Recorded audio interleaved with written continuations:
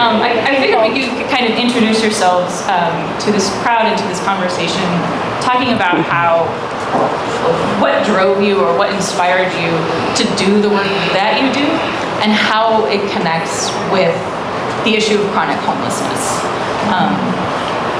You want to start with Camille? Yeah. I'll go ahead and start first. Hello, everybody. Ooh, this is echoey. Sound good. Good Lord. Okay. Okay. You're good. I am the CEO and founder of Freed Texas. Freed stands for Finish Recidivism Through Education, Employment, and Divinity, sealing it in God, by the way. So I really like what you're talking about having faith. I started this nonprofit because I am somebody that had been through a lot of different traumas and got incarcerated and fell into homelessness, by the way, for several years, in addiction and incarceration here in good old Bexar County. So being a resident here and coming out, I just saw there was a lot of disparities that we're talking about. People were not connecting, communicating. There was just a lot of things. I lived at Haven for Hope for a year and a half, and during that time at living at Haven for Hope, I really started working on my education and started really getting an understanding of addiction. I did 5 years of prison ministry and 2 years working at the Women's Lockhart Prison. And so why I started Free Texas is because during my time of being a peer support specialist and being through the system, I just saw so many people that I loved and cared for and believed in that went back into incarceration, that went back into homelessness, that had health disparities that were horrible, and also people that had died that I loved very much. So I just one day, literally walking to college, crying my eyes out. I'm a crier, by the way. If anybody knows me, I'm a crier. Yeah. So crying, I just decided to cry out to God and say, send me. And Freed is a vision of accumulations of how to treat people as human beings first. So we do educational services. We work with the trauma in the rooted area. We pay. Yes, we do a transaction for labor because we believe that's very empowering. And we work with the formerly incarcerated, because I am somebody formerly incarcerated. That is what we like to be preferred to call, by the way, not ex-offenders, ex-cons. Those are very demonic and demeaning ways of speaking about us. So I work with the formerly incarcerated, and we do educational services, and then we continue to help them through the process of all these other issues and areas that we're working through together. So that's what I do. Amazing. Okay. Thank you, Mike. Oh, so soft.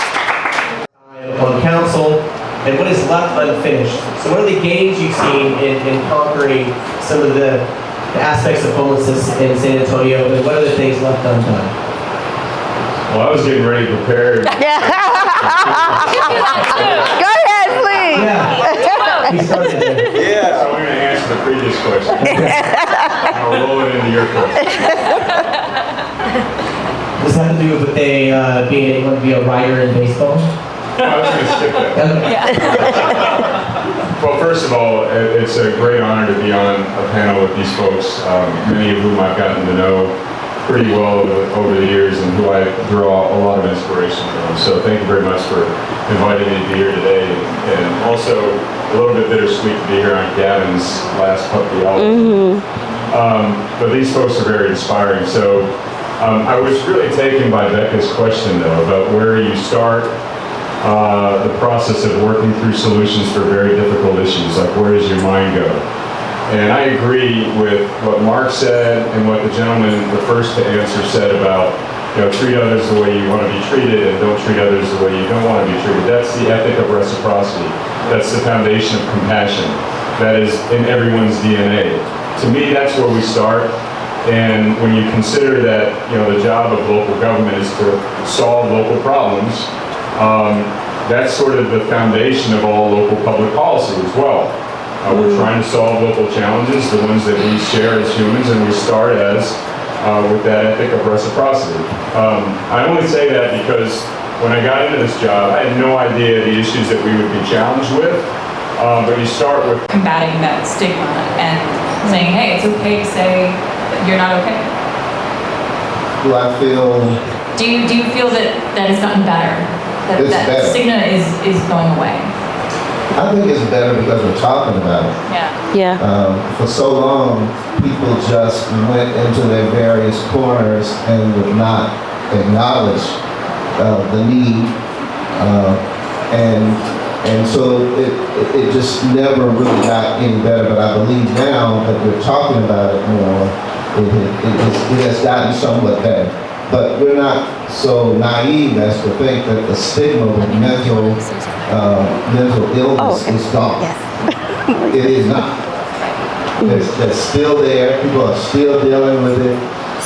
We just have to work to get past it. One of the things I want to say real quick, and I'll end here, is that with people of faith, there is a tremendous stigma sometimes with mental health issues. And I'll speak for African Americans too, if I can. Some of us have felt that black don't crack, you know what I mean? That black people don't get issues. But that's wrong. In fact, African American teenagers now are one of the leading groups of people who are affected by suicide. Yes. And so we need to just acknowledge that we have this issue, and then not be afraid to call it out and seek out help. Great. Thank you. I'd like to add to that. Yeah, I had a feeling you did. Yeah, I really wanted to add to that because in the work that I do as a peer support specialist, but also coming in to do the work for Free Texas, our formerly incarcerated had a lot of significant issues that we have to this day. And that is directly affected in our African American and our Latino culture itself. During the pandemic, a lot of people were let out. And when they were let out, they're formerly incarcerated. There is a huge stigma that's attached to that, where we're not even able to get housing. And I'm talking about the standardized HUD housing that they have. So when we're talking about homelessness, we're talking about a huge population that came into homelessness and still had probation and parole that they had to attend to, and still had to pay fines and fees. Because one of the big reasons for me being here is to talk about recidivism. And recidivism is when people are coming out and they're reoffending and going back in. That's the simple part of it. Now, the great part of it is a lot of our people that are going through homeless population that have extreme mental health issues have also gone through the incarceration system, which has really induced trauma in a major way. And then we come out, and I work for the Center for Healthcare Services, by the way, and used to help out in the methadone clinic. And let me share with you, coming out and having severe mental health issues, not even able to get adequate housing, and then coming out to want to work on your mental health. It is a very rigorous process that some of us with sane minds wouldn't do. You know, so I just want to put that out, that I know there's things that are being made, but there's also conversations like this that need to happen, because there's a lot of things that need to be unlearned when we're talking about moving forward and when we're talking about doing things that are actually going to better our whole community. So I just wanted to bring that piece in there, because that's something that I'm seeing from the front lines, and it's something that's not being addressed and not being issue, and now we are seeing a lot of the repercussions of that. More people would seek help if the help wasn't so carceral. The help wasn't so what? Carceral. More people in need of mental health treatment would seek that treatment if getting that treatment wasn't so carceral. Yes. Wasn't inflicted upon them against their will, wasn't these like mandatory, arbitrary holds for everyone despite what they're going through, didn't involve forced medication, didn't involve restraint. The quote-unquote mental health system we have, especially for the public, the unfunded public in Texas, and I think we have the highest rate of uninsured folks in the entire United States. I mean, if you're seeking treatment for suicidal ideation as an uninsured person in Texas, Yes. you're thrown into a room that is, it's essentially equivalent to state prison. And federal prison is nicer than Yes. And you're treated like a criminal, and as soon as they can check that box that your 72-hour hold is up and you haven't said anything suicidal in the last 72 hours, they throw you back on the street. So it's not about people not wanting to seek help, it's about the fact that the help that our city has to offer is terrible. It's not even help. A lot of people come out of that help more traumatized than they were before they sought it. Very true. And I This is think what the same Pubology is all about. So Very, very true. Thank you. The same thing can be said, of prisons themselves. Like, you come out an entirely different person. And so, Leonora, I wonder if you could talk a little bit more about who I imagine the Venn diagram of people who have experienced homelessness and been incarcerated is almost the same. Yeah. Right? So one thing that I wanted to do was going through the system and seeing all these disparities that you speak of very eloquently, thank you. I wanted to do something different. So what we do is we have 10 scholars. I changed the narratives, not ex-offenders, felonies. So we're starting to work on mindsets. Mindsets are very important in the work we do, and that's what I'm talking about, unlearning to learn. And so our scholars come in. When they come in, they get education and getting an understanding of education that is peer-led, because the people that work and help our peer facilitators that we have there. And with that work that we're doing, I want to share this too. It's like we're having conversations, talking about rooted things, but it's not forced. It's not by somebody I don't know and somebody I'm not comfortable around. It's in your own timing that you do this. And yes, you're getting paid to heal and get educational services. So during that time of doing this too, we have a whole health and wellness day that we do.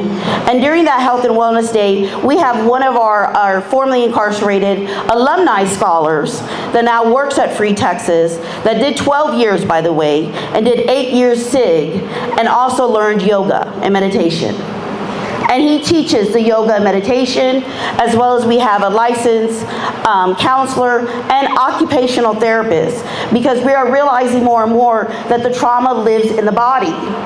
And we don't understand. A lot of us people that have come from poverty, we stay in an impacted trauma way.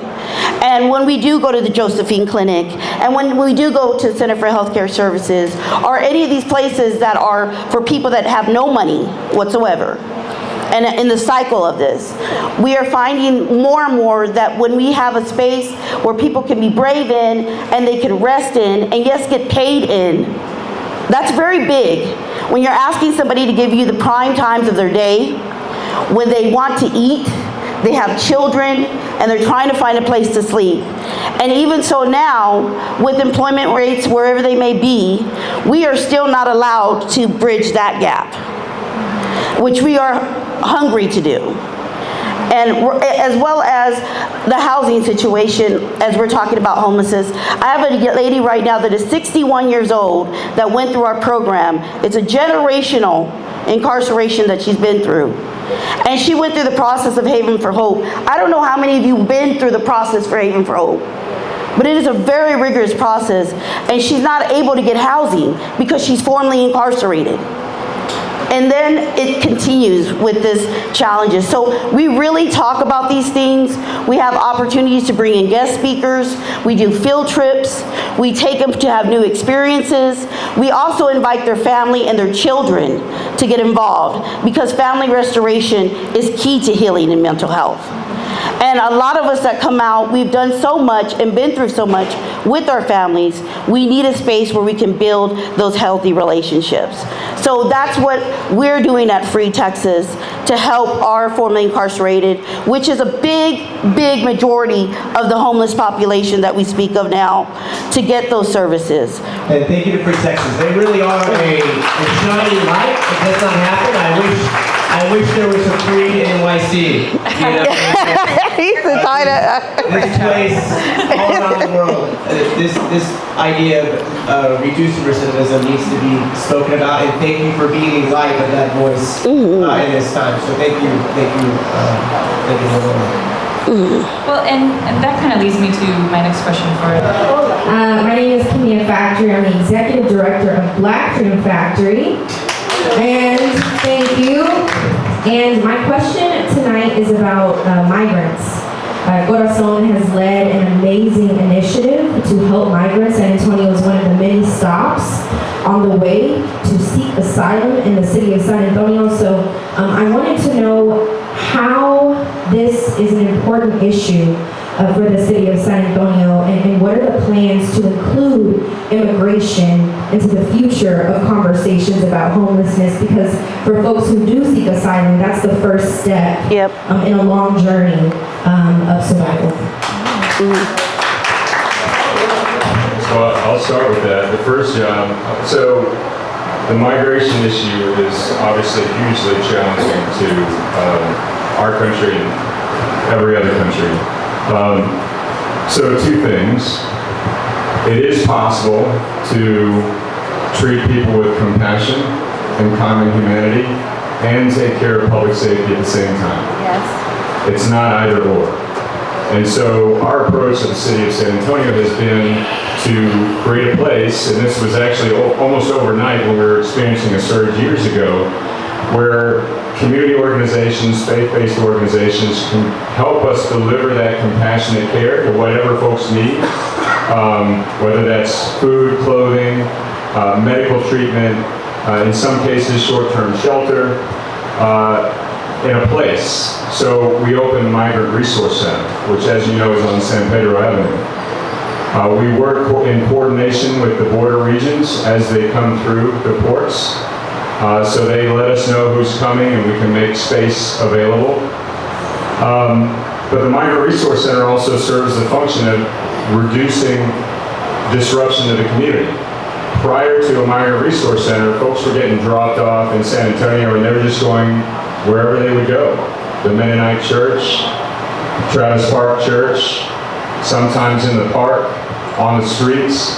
And so I guess the first answer to your question with respect to how migration plays into the homelessness challenge is that we've got to make certain we're living up to our principles and not creating more homelessness as a result of not having an answer to the migration crisis. Just as a sense of scale, though, since January 2021, San Antonio has seen over 500,000 migrants come to San Antonio. And from here, they're getting the care that they deserve. And most of them going on to other locations where they've been assigned, waiting for their asylum hearings, sponsor families, etc.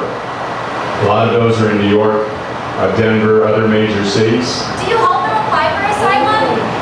That's a federal agency job. Oh, no. Okay. That's a federal government job. So that happens at the border, and their adjudication process takes place and they come through. So it is a huge challenge, and I would say the organizations, many of whom are up here that help us deal with that, are doing an amazing job in the sense that we have been able to tackle our own homelessness challenge without adding to it at the same time. It's on the news. I'm sure you're seeing what's happening already. It's surging again. For me, I know I technically and statistically should not be here. I am a black woman that is formerly incarcerated, that has overcome so many different obstacles. I also have an organization that, as a grassroots nonprofit organization, every day we're looking ways to fund our organization because we're not a big stream here. So I was really happy even just having this opportunity to come out and talk and share more of the work we're doing. And so for me, I cry and I have times where I just hold on to God. For me. And I have to share with you, I'm very thankful for the breath of life, because I know there's so many people right now, as we're in the comfort of where we're at, that are dying. We have in our prison system right now heat exhaustions that are 120 to 130 degrees right now, where people are dying, right? Cooking, serving a death sentence when they were just there to serve their sentence. So I put those things in the forefront every day, and I continue just to be thankful to be in these spaces and have the opportunity to share these things, because it is a long suffering, this work that we do. You know, you can sit and you can feel and judge and all these different things that we do, and I love it, by the way. I love it because our scholars are definitely, I love the conversations. So either way, like you were saying, and I just want to end it there, is that I look in the mirror every day and I say, well, what are you going to do about it? And then I also am talking to our community because we have been leaning way too much and putting too much weight on our city officials and our government officials to take care of things that we can be doing community-wise within our communities. And that's what we're doing. And that's what I want to leave with you.